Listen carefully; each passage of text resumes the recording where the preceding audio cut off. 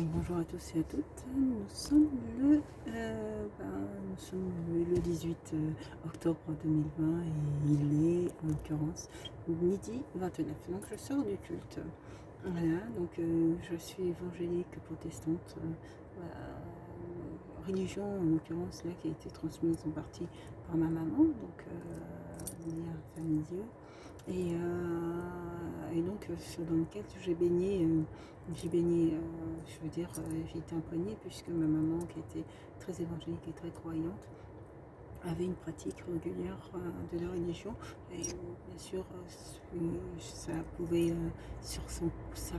présentiel je dirais dans l'église c'est autre chose, mais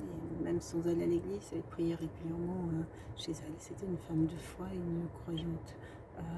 qui a dû faire face à des épreuves difficiles, mais c'était une véritable femme de foi.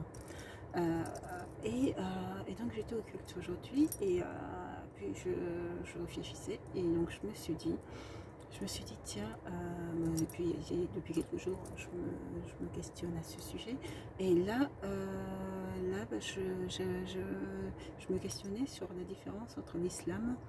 et la religion, et la religion, je dirais, celle qui prie sur la Bible, que ce soit évangélique, protestante ou chrétienne. Quelle est la grande différence entre la Bible et l'islam? Eh bien, la grande différence entre la Bible et l'islam, c'est que, en partie, c'est qu'en fait, l'islam ne reconnaît pas Jésus comme ayant été le grand Messie.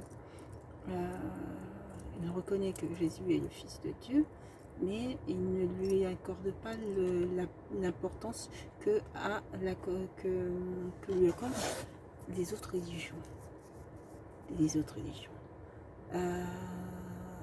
On voit vraiment l'antinomie entre l'islam et la Bible, puisque contrairement à l'image qu'on veut faire croire, je pense moi que l'islam,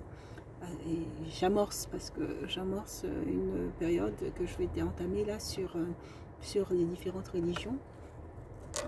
et je l'expliquerai après. Mais l'islam refuse de reconnaître Jésus comme le Messie parce que ça serait admettre que ils n'admettent pas que le Seigneur est éventuellement, je dis bien éventuellement, laisser son fils sacrifié à des hommes, par des hommes, pour l'amour, c'est ce que je,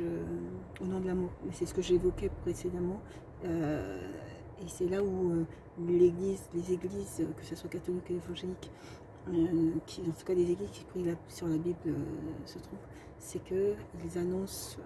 la mort de Jésus comme étant la bonne nouvelle pour les êtres humains, ce qui veut dire qu'ils légitiment dans ce fait la violence,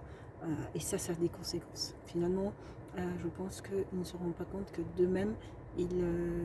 créent finalement la violence d'aujourd'hui. Et donc puisqu'en fait, alors que l'islam, eux, refusent de dire que Jésus était le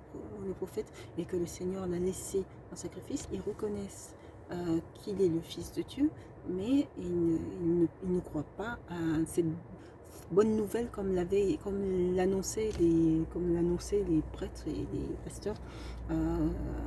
qui donnaient le sentiment que la bonne nouvelle c'était justement le Dieu le Seigneur qui a donné son Fils pour qu'il puisse être sacrifié. Et sur ce point là je suis d'accord avec l'esprit musulman. Je pense qu'il y a autre chose, et donc en fait